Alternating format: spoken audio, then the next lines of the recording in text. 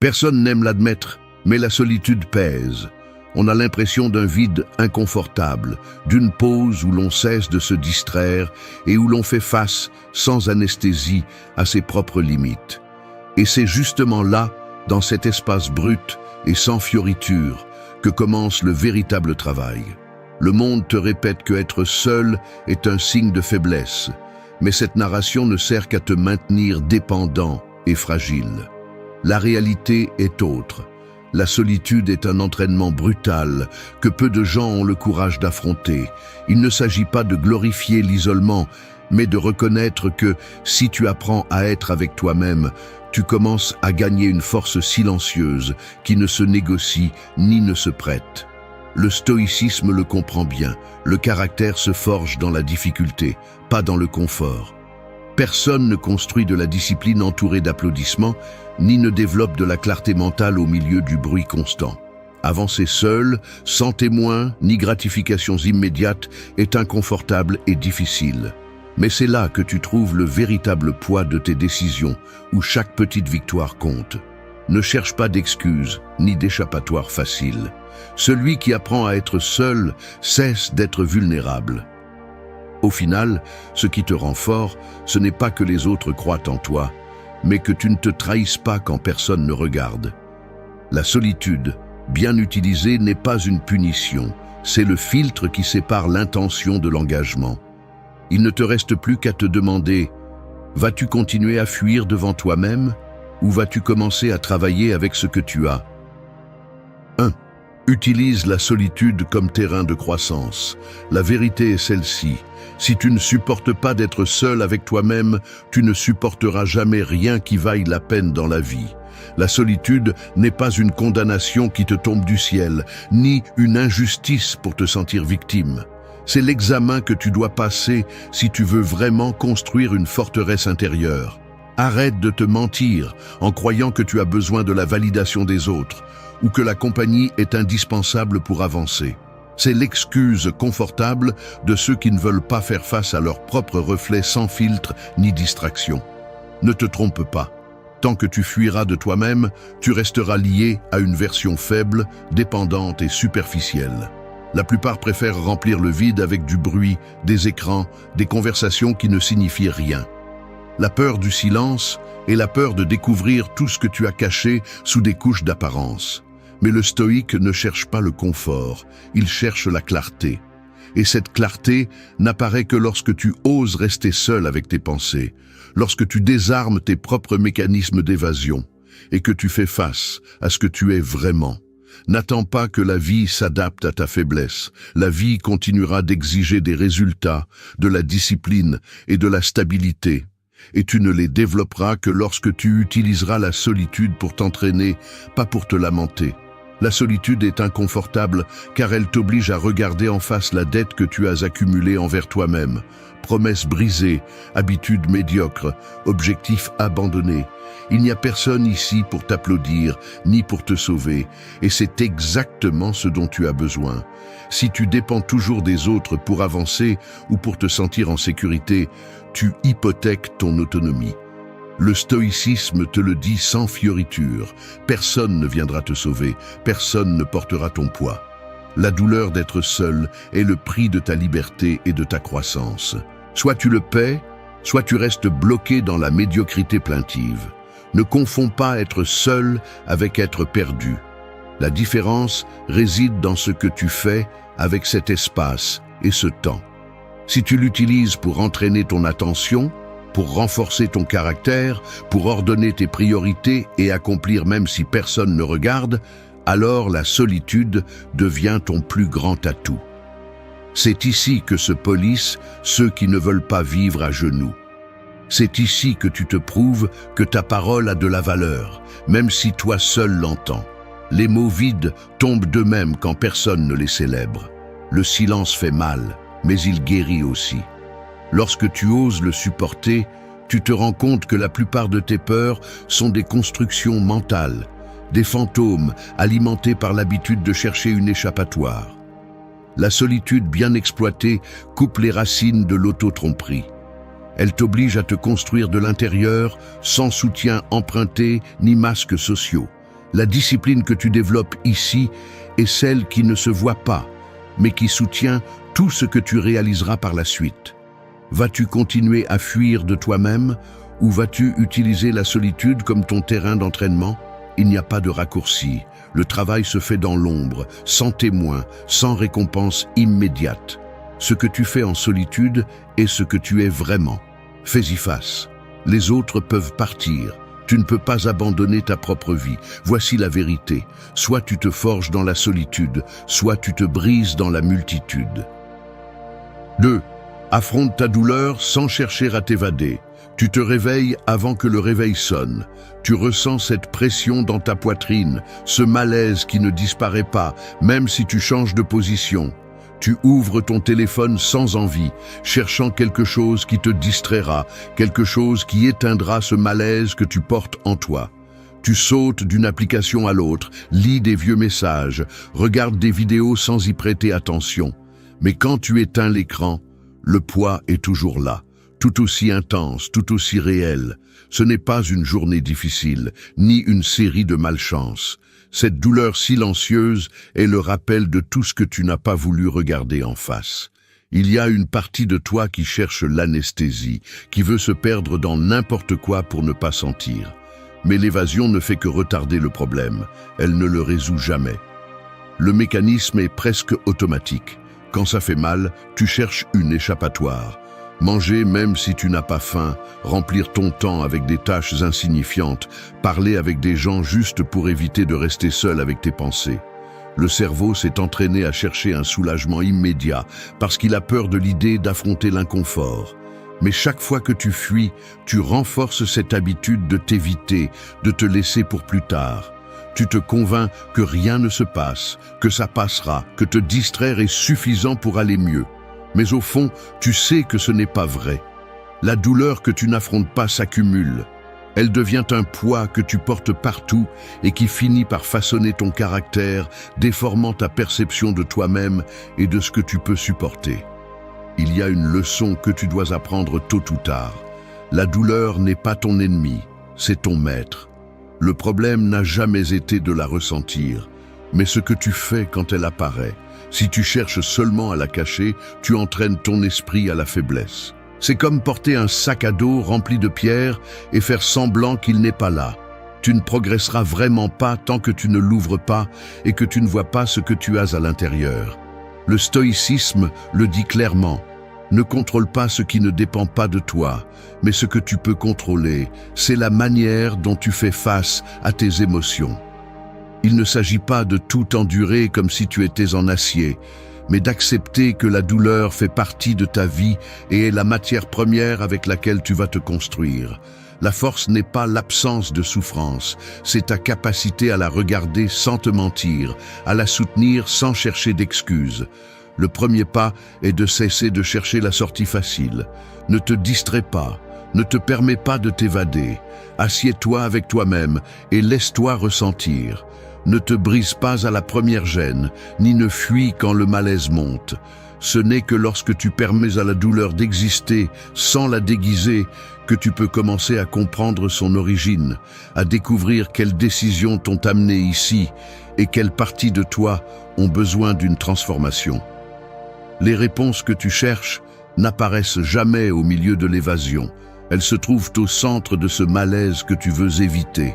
Affronte ta douleur sans chercher des raccourcis. Ne fuis pas l'inconfort. Ce que tu résistes te domine. Ce que tu acceptes te libère. Tu n'es pas faible parce que tu ressens de la douleur. Tu es faible si tu permets à la peur de la douleur de décider pour toi. Ne te cache pas derrière des excuses. La croissance personnelle commence lorsque tu cesses de négocier avec ton inconfort et décides de l'affronter avec une honnêteté radicale. Tu ne dois rien au confort. Tu te dois le courage de regarder en face ce qui te fait mal et de le traverser. La discipline émotionnelle se construit dans ces moments où tu pourrais fuir, mais tu choisis de rester. Et c'est la différence entre survivre et évoluer. La douleur est inévitable, l'évasion est optionnelle. 3. Construis une discipline avec des actions quotidiennes. Il n'est pas facile de l'admettre, mais il y a des jours où je réalise que mon plus grand obstacle n'est pas l'environnement, ni le manque d'opportunités, ni même les souvenirs douloureux. C'est moi-même. C'est inconfortable de voir comment, même en sachant ce que je devrais faire, je m'invente de petites excuses pour sauter l'essentiel. J'ai ressenti dans ma chair ce piège silencieux dans lequel on tombe quand on se promet « demain je commence ». Aujourd'hui je le mérite. Cette fois cela n'a pas d'importance. Et, un après l'autre, ces petites permissions finissent par peser tellement qu'elles déforment l'image que tu as de toi-même. Parce que la discipline ne se perd pas d'un coup, elle se défait chaque fois que tu choisis le soulagement immédiat plutôt que l'engagement envers toi-même. Ce qui est difficile, ce n'est pas de comprendre ce que tu dois faire pour changer, mais de le maintenir chaque jour, même si personne ne le remarque, même si le résultat tarde à apparaître, même si la motivation ne se manifeste pas. C'est ici que la solitude joue son rôle le plus inconfortable et le plus précieux. Elle te confronte face à face avec la réalité de tes actions, sans témoin, sans applaudissements, sans personne pour te surveiller. La personne que tu es quand personne ne te regarde est la seule qui compte. Maintenant, si tu l'analyses avec froideur, toute transformation réelle commence dans le domaine du quotidien. Tu n'as pas besoin de conditions parfaites, ni d'attendre qu'un grand moment arrive pour commencer. La discipline n'est pas une question de volonté inébranlable, mais de construction progressive. Il s'agit de prendre le contrôle de petites décisions récurrentes et de les exécuter sans négocier avec ton inconfort. Toute promesse que tu te fais et que tu ne tiens pas va directement dans un compte interne qui finit toujours par te coûter des intérêts. Doute, insécurité, autocritique destructive. L'esprit enregistre tout. Chaque fois que tu remets une action à plus tard, tu renforces un circuit mental d'évasion. Chaque fois que tu tiens ta promesse, même si c'est quelque chose de minime, tu construis une base sur laquelle tu peux élever n'importe quoi. La clé est de réduire la marge de négociation. Ne te demande pas chaque jour si tu en as envie, mais agis parce que c'est ce que tu as décidé. Le stoïcisme le présente comme un entraînement, non comme une épreuve d'héroïsme. Répète l'acte juste jusqu'à ce que ton caractère s'y adapte. Tu n'as pas besoin de grands gestes, tu as besoin d'une répétition constante qui te sorte du pilote automatique. L'erreur commune est de penser que la discipline est une vertu réservée à ceux qui sont nés forts ou à ceux qui ont déjà surmonté leurs faiblesses. Mais la réalité est plus crue. La discipline se forge à force de friction, en supportant l'usure quotidienne de faire ce que tu as dit, que tu ferais même quand tout en toi demande le contraire. Personne ne va te donner la permission de changer, personne ne va soutenir tes habitudes à ta place. Attendre de te sentir prêt est une autre façon de reporter ta propre transformation. La seule façon d'être fiable pour toi-même est de respecter tes décisions, même si elles semblent insignifiantes. Ces actions quotidiennes, étrangères au spectacle et à la reconnaissance, sont le matériau dont se fabrique la véritable autodiscipline. Si tu t'habitues à te respecter même quand personne ne te surveille, tu deviens maître de ta vie. Si tu te permets de te faillir encore et encore, tu deviens ton propre saboteur. Ne confonds pas discipline avec rigidité, ni avec auto-exigence vide. La discipline, c'est se rappeler chaque jour pourquoi tu as commencé et agir en conséquence, même quand il n'y a pas de récompense immédiate. C'est la décision consciente de ne pas te donner d'excuses, de ne pas laisser le confort avoir le dernier mot. Chaque action quotidienne est un investissement dans ton autonomie. Tu es le résultat de ce que tu répètes, pas de ce que tu rêves. Tes intentions grandioses ne te définissent pas, mais tes actions silencieuses. Si tu veux avoir confiance en toi, respecte tes engagements même si personne ne le remarque. Le respect de soi se construit en secret. Ce que tu fais quand personne ne te voit est ce que tu es vraiment. 4. Trouver la clarté dans le silence. Un verre d'eau cristalline sur une table. Au début, il semble propre, transparent, inaltéré. Mais il suffit de le laisser au silence, loin des secousses et du mouvement.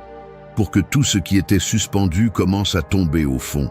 La poussière, les particules, les petites impuretés qui auparavant passaient inaperçues se déposent peu à peu et la surface devient si claire que vous pouvez voir à travers sans effort. C'est ainsi que fonctionne votre esprit lorsque vous osez vous arrêter, lorsque vous fermez la porte aux distractions et restez immobile, mal à l'aise, seul avec vous-même. Le silence n'est pas un vide, c'est le laboratoire dans lequel se décantent vos pensées, où les émotions brutes cessent de se débattre pour révéler ce qu'il y a vraiment sous tout ce bruit que vous avez l'habitude de porter.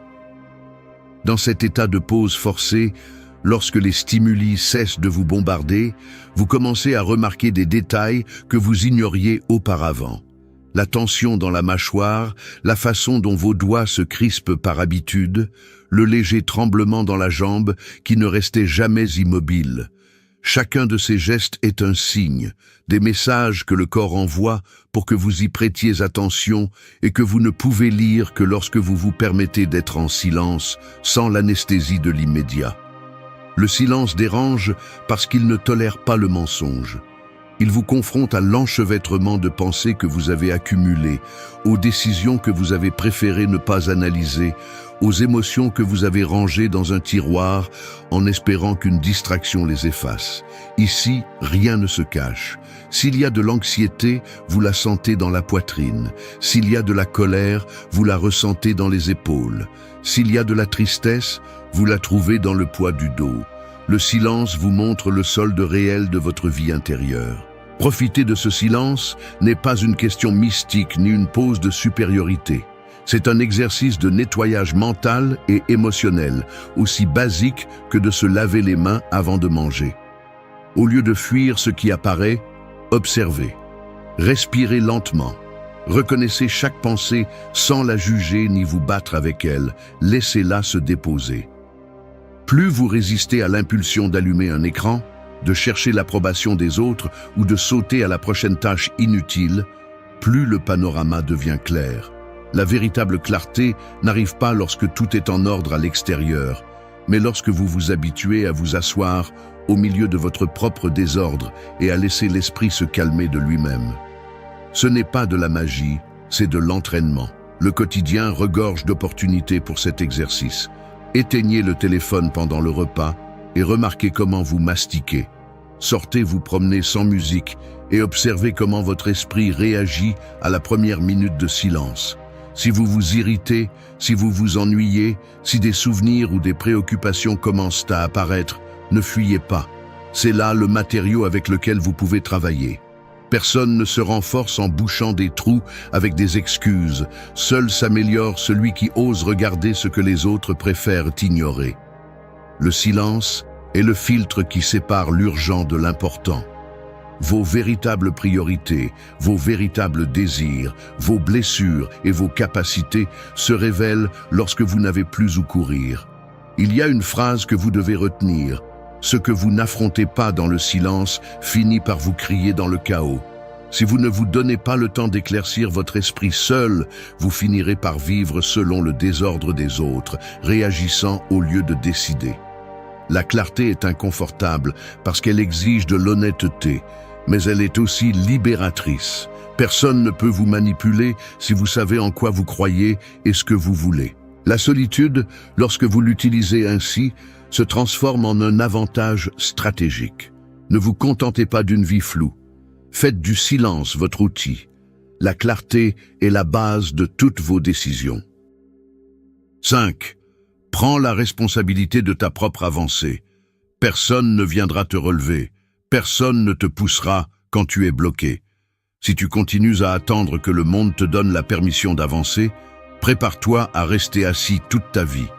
Prendre la responsabilité de ta propre avancée n'est pas une option. C'est la seule issue si tu veux cesser de traîner l'insatisfaction, de toujours te sentir moins que ce que tu pourrais être. Le confort t'a menti suffisamment. Personne ne te doit rien, ni explication, ni motivation, ni opportunité servie sur un plateau. Tant que tu continues à attendre le moment parfait ou le conseil salvateur, la seule chose qui grandit est la distance entre ce que tu veux et ce que tu es réellement. Arrête de chercher des coupables à l'extérieur, arrête de déguiser ta paralysie avec des excuses intellectuelles. L'auto-illusion ne te protège pas, elle prolonge seulement ton stagnation. Beaucoup préfèrent blâmer l'enfance, les circonstances, le mauvais temps ou le manque de ressources. Il est plus facile de rejeter la responsabilité sur n'importe quoi d'autre que sur tes propres épaules. Mais la vérité est brutale. Si tu ne prends pas le contrôle de ton avancée, tu restes à vivre en pilote automatique, répétant des cycles qui te méprisent et t'épuisent. Il n'y a pas de véritable croissance tant que tu laisses le pouvoir à l'extérieur. C'est ta tâche, et seulement la tienne, de prendre en charge ton progrès, même si cela fait mal, même si cela coûte, même si tu n'as personne pour t'applaudir. Tu n'es pas spécial à cause de tes blessures, ni de tes obstacles. Tu es spécial si tu as le courage d'arrêter de les utiliser comme justification pour rester au même endroit. Prends en charge chaque décision, chaque jour gaspillé, chaque fois que tu as choisi la distraction plutôt que l'effort inconfortable. C'est simple, ton avancée personnelle ne dépend de la validation de personne, ni de la chance, ni de l'inspiration. Elle dépend de ta capacité à cesser de négocier avec ta paresse, à cesser d'attendre que l'envie arrive magiquement. Si tu veux avancer, agis même si tu sens que tu n'as pas de force. La discipline est un muscle qui s'entraîne avec friction, pas avec des désirs. Si tu t'habitues à attendre le moment adéquat, tu finis par perdre des années dans des promesses vides. La vie ne s'arrête pas pour t'attendre, il n'y a pas de pause pour ceux qui doutent. Soit tu bouges, soit tu restes en arrière. Chaque fois que tu remets à plus tard l'essentiel, tu renforces l'idée que tu n'es pas capable. Chaque excuse est une brique dans le mur qui te sépare de la vie que tu peux construire. Personne ne va porter ce poids pour toi. Le stoïcisme est clair. Prends ce que tu peux contrôler et transforme-le en action. Si tu échoues, apprends. Si tu réussis à avancer, ne t'endors pas sur tes lauriers. Le progrès est inconfortable car il te demande de renoncer à tes propres pièges mentaux. Il n'y a pas de raccourcis honnêtes. Ce que tu ne prends pas en charge finit par te prendre en charge. Cela te rend victime, dépendant, invisible, même pour toi-même. Ne confonds pas l'autocompassion avec le courage de te transformer. Tu peux reconnaître tes limites sans les traîner comme excuses. Personne n'exige la perfection, mais on exige de la responsabilité. Si tu tombes, relève-toi. Si tu échoues, ajuste le cap. Ne te donne pas la permission de te rater encore et encore. Le respect de soi naît lorsque tu deviens implacable avec tes propres justifications. Arrête de demander la permission d'avancer. Fais-le. Personne ne va construire le caractère que tu te refuses. Il n'y a pas d'avancée sans responsabilité radicale. Tu es ta propre limite ou ta propre possibilité. Choisis de quel côté tu veux être. 6. Renforce ton autonomie émotionnelle. La dépendance émotionnelle est un piège qui te vole ta force sans que tu t'en rendes compte. Si tu as besoin que les autres confirment chaque sentiment, chaque accomplissement ou chaque décision, tu remets ta stabilité entre les mains d'autrui. Tu ne peux rien construire ni maintenir de solide tant que ton humeur dépend d'un message qui arrive ou d'un regard qui approuve. L'autonomie émotionnelle n'est pas une pause, c'est une nécessité si tu veux cesser d'être un otage des circonstances. Le premier pas est de reconnaître combien de fois tu as cédé ton pouvoir, en demandant de la validation, en attendant de la reconnaissance, en ajustant ton comportement pour ne pas déranger, en cachant ce que tu ressens par peur de perdre de l'affection. Chacune de ces concessions épuise ton identité, dilue ta volonté jusqu'à la rendre méconnaissable. La solitude, bien qu'elle fasse mal, te montre avec une brutalité claire quels sont tes véritables fondements. Si tout ce que tu es vacille lorsque tu manques de compagnie, c'est un signe que tu n'as jamais construit quoi que ce soit de propre. Personne ne t'apprend enfant à réguler tes émotions. Tu apprends en copiant des réactions, en cherchant refuge dans les mots des autres, en évitant le conflit interne. Mais il arrive un moment où continuer à repousser ta maturité émotionnelle ne te laisse que plus exposé. C'est inconfortable de l'admettre, mais ce que tu crains le plus n'est pas le rejet, mais la responsabilité de te soutenir toi-même lorsque personne d'autre ne le fait. La dépendance est confortable, car tu peux toujours blâmer l'autre pour ton malaise. L'autonomie, en revanche, exige que tu répondes de chaque émotion que tu laisses te gouverner. Combien de fois as-tu réagi impulsivement, cherché l'approbation, ressenti un vide si tu ne reçois pas d'attention? Ce cycle ne prend fin que lorsque tu décides que ta valeur ne dépend de personne d'autre. Le véritable respect de soi se construit lorsque tu choisis de ressentir ce qui surgit sans le déguiser, mais aussi sans t'y abandonner. Briser ce schéma exige un travail quotidien et silencieux. Il ne s'agit pas de devenir insensible ni de faire semblant que rien ne t'affecte, mais d'entraîner ton esprit à traiter les émotions avant qu'elles ne décident de ta conduite. Lorsque quelque chose te fait mal, avant de chercher du réconfort à l'extérieur, observe ce qui s'active à l'intérieur, la mémoire de vieilles carences, la peur d'être invisible, l'habitude de mendier de l'affection. Chaque réaction automatique est un indice sur le point exact où tu remets ton pouvoir. L'autonomie émotionnelle, c'est apprendre à te contenir, à soutenir ton malaise, sans le transformer en punition ni en spectacle. C'est agir même lorsque le moral n'est pas au rendez-vous. C'est se taire quand la colère veut parler à ta place. C'est te donner la permission de ressentir sans te laisser entraîner. Personne ne régulera ton monde intérieur à ta place. Si tu n'apprends pas à le faire, tu seras toujours à la merci des fluctuations des autres. La discipline émotionnelle se forge dans ces moments où il n'y a pas de témoin, lorsque tu pourrais exploser ou abandonner, mais que tu choisis de traiter et d'avancer.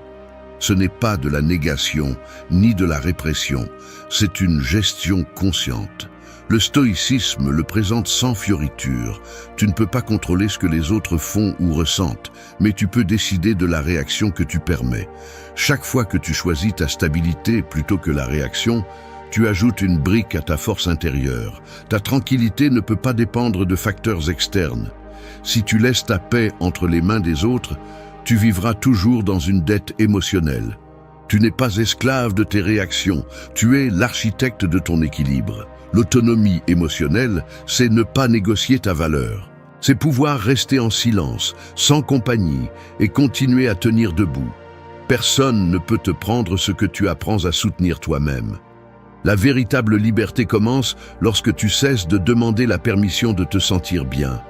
La dépendance épuise, l'autonomie libère. Décide une fois pour toutes qui contrôle ton monde intérieur. 7.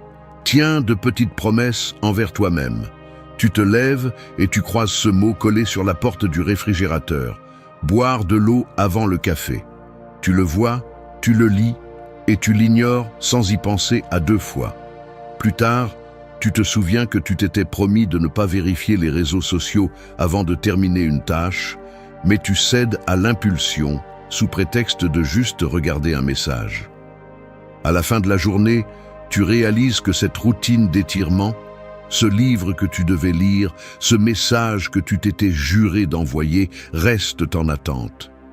Ce n'était pas un manque de temps ou de connaissances, c'était cette habitude de te mettre de côté, de remettre à plus tard ce qui semble insignifiant. Mais ce que tu ne comprends pas à ce moment-là, c'est que ces petites promesses que tu ne tiens pas sont les briques manquantes dans les fondations de ta confiance. Quand tu échoues dans le minimum, ton esprit l'enregistre.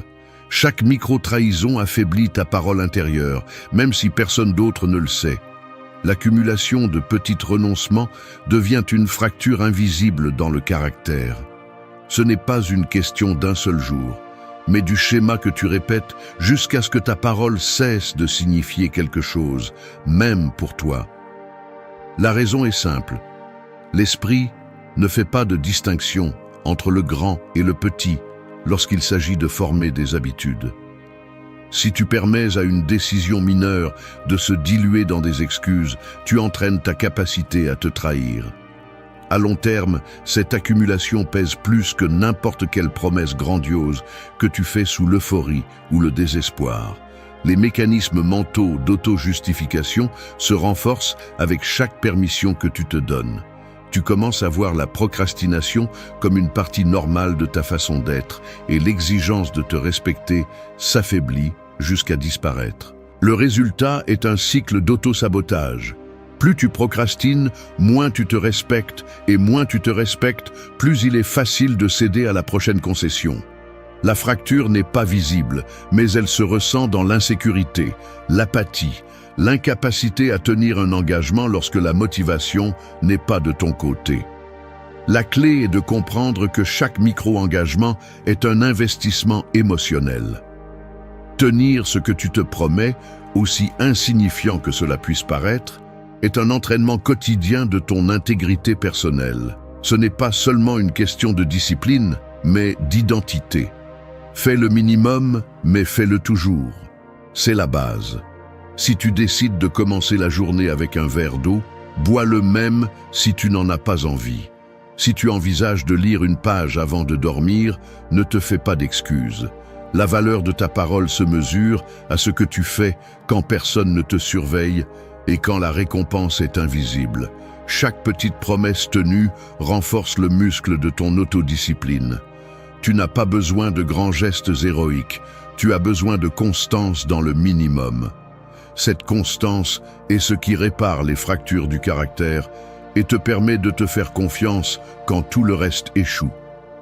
Regarder ce processus d'un point de vue analytique aide à déconstruire le mythe de la volonté indestructible.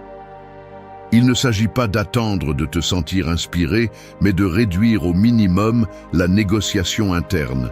Si la décision est prise, exécute-la sans ouvrir la porte aux arguments du confort.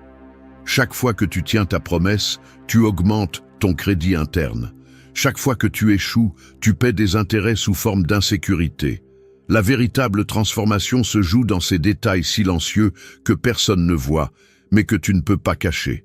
La confiance se construit dans l'intimité de tes petites actions. Tu es aussi fort que la dernière promesse que tu as tenue. Ne négocie pas ta parole. Tiens tes promesses, même si c'est seulement toi qui le remarques. 8. Transformer l'isolement en confiance en soi. Je n'avais jamais eu autant de mal à affronter le silence de mon propre espace que cet après-midi où, assis au bord du lit, j'entendais le tic-tac de l'horloge se mêler à chaque respiration tendue. Il n'y avait pas de nouveaux messages, personne n'appelait, le téléphone était immobile sur la table et la lumière entrait tiède par la fenêtre, révélant la poussière en suspension dans l'air. L'isolement n'était pas une circonstance imposée, c'était le résultat de mes propres décisions, d'avoir lâché certaines relations qui n'apportaient plus rien et d'avoir laissé d'autres se dissoudre dans la distance. Ce qui était inconfortable, ce n'était pas le calme extérieur, mais la pression intérieure, le poids de savoir que rien ni personne ne viendrait me sauver, ni remplir les vides que j'avais moi-même créés. À ce moment-là, plus que la peur, j'ai ressenti un mélange de honte et de défi. C'était mon propre jugement qui me dérangeait, pas l'absence de compagnie. La scène pourrait sembler simple, mais chaque détail était une invitation à me rendre ou à me reconstruire. Les mains agitées, cherchant quelque chose à faire, l'envie de vérifier le téléphone même si je savais déjà qu'il n'y aurait rien. La tentation d'allumer la télévision juste pour entendre des voix étrangères. Tout était une chorégraphie automatique pour ne pas affronter l'isolement, comme si l'inconfort pouvait se dissoudre avec des stimuli externes. Mais le stoïcisme n'offre pas de réconfort facile. Il exige de regarder en face ce vide et de se demander ce que vous allez y construire. La confiance en soi ne naît pas de la compagnie, elle naît du travail silencieux que vous faites quand personne ne vous observe. Il n'y a pas de raccourci. L'isolement ne se surmonte pas, il se transforme. Soit vous l'utilisez comme excuse pour vous affaiblir, soit comme une salle de gym pour renforcer chaque partie de vous qui dépendait auparavant de la validation des autres. Transformer l'isolement en confiance en soi exige un certain rigorisme inconfortable. Maintenir des routines, même si le moral est bas. Respecter des horaires, même si la paresse tire sur le corps. Tenir parole, même si la seule voix qu'il entende est la vôtre. vous vous rendez compte que la véritable discipline ne se sent pas héroïque, elle se sent monotone, presque insignifiante. Mais dans cette monotonie se forge la confiance de savoir que vous pouvez compter sur vous-même lorsque tout le reste échoue. Vous commencez à remarquer comment, en maintenant de petits engagements quotidiens, vous levez à l'heure, mangez de manière consciente, rangez votre espace, respectez votre entraînement physique, même si vous n'avez pas d'énergie. La sensation d'isolement perd de son tranchant et devient un terrain fertile. Le corps répond, l'esprit s'éclaircit et l'identité se solidifie dans ce fil d'action que vous seul supervisez. Ce que vous faites dans la solitude devient l'enregistrement le plus honnête de votre caractère. Il y a des moments où l'isolement vous confronte à vos propres doutes les plus durs, la voix intérieure qui répète que vous n'êtes pas assez, que chaque effort est inutile, que la solitude est une condamnation. Mais c'est là que se muscle la confiance en soi, en résistant à la tentation de chercher l'approbation à l'extérieur et en choisissant de vous répondre par des actes. Chaque fois que vous parvenez à atteindre un objectif sans témoin, vous désactivez un peu la peur de ne pas appartenir. Chaque décision tenue est une brique dans la forteresse intérieure. La confiance en soi, c'est savoir que, même si personne ne regarde, vous ne négociez pas votre parole. Faites ce que vous avez dit, même si vous êtes le seul à le savoir. C'est la racine de l'autonomie. L'isolement ne disparaît pas, il se transforme en pouvoir si vous en tirez parti. Il n'y a pas de moyen de sauter ce processus ni de déléguer la construction de votre confiance. Si vous utilisez la solitude pour vous entraîner, pour vous ordonner, pour polir ce que personne d'autre ne peut voir, la confiance en soi cesse d'être un discours vide et devient une réalité palpable. Personne ne peut vous enlever ce que vous construisez dans le silence. La solitude n'est pas une punition, c'est le berceau de votre force. Merci d'être resté jusqu'à la fin de la vidéo. Si vous avez tout vu, commentez « Je suis stoïcien » comme notre signe secret, indiquant que vous êtes un véritable apprenant du stoïcisme. N'oubliez pas de vous abonner et de liker la vidéo si elle vous a plu. Rendez-vous dans la prochaine vidéo et rappelez-vous, continuez à cultiver votre esprit stoïque.